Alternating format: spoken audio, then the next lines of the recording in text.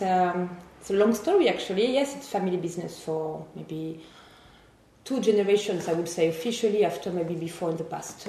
Grandfather has a piece of land, but for sure it's on my grandmother's side. She had 2 hectares of Chateauneuf in the 40s, and she married my poor grandfather, who in a sense lucky grandfather. Got the luck to have a wife with 2 hectares of Chateauneuf, and I think he worked well, and so it was in the 40s, and he bought some more vines after the 50s, the 60s. Then my father joined them in the 60s, and he developed Syrah and Mourvèdre. Yep. They used to have just Grenache, and he bought some vines of Grenache and Mourvèdre.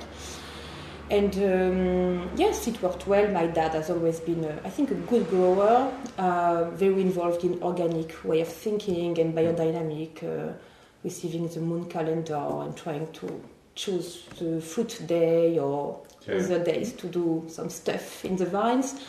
So I think he was a great grower. Simply, he didn't really want to put the plus-value of his work in the bottle. So he just sold everything in bulk, even if he did the harvest, the vinification, the aging. And he sold all in bulk? Yes, everything in bulk to good negociants of the Rhône Valley, but the name of Christia didn't really appear. Yeah. And it's in 99, so I finished my studies in 99. I was in Australia, so I came back end of 99. Baptiste had already taken over the estate for 1 year, saying my dad, okay, let me try with a few vats and barrels to make our own wine under our name. And he did so, and he worked well, 99 vintage, then 2000, so it was the year I was here. So at the beginning, I was here to help him, making invoices, helping for the harvest, doing the vinification. Then I began to like a lot this job because, I don't know, it's passion, falling in love with, something very intimate. And we have the luck to have received very quickly a recognition from international media and press.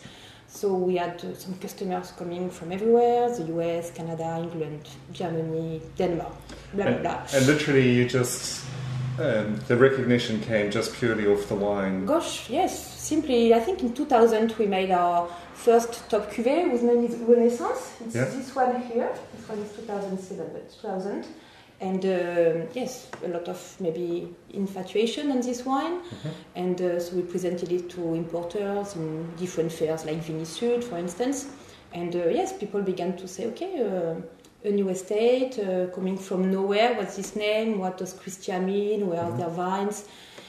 And began to start. And I think, I don't know, with Baptiste we have a good team together because, yes, we get on well together, we share everything. He's my best friend in a sense, he's like my sister. So. And the winemaking philosophy? Oh, very, I would say, very us. So in a sense,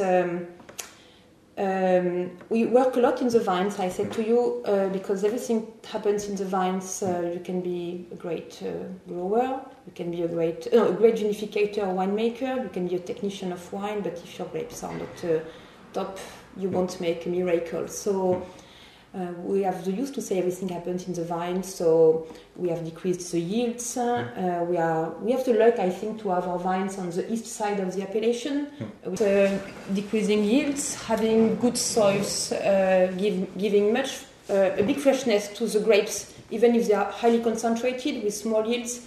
When we pick up the grapes end of September, they are very small black grapes. But the style of soils we have gives the freshness and the elegance to the grapes.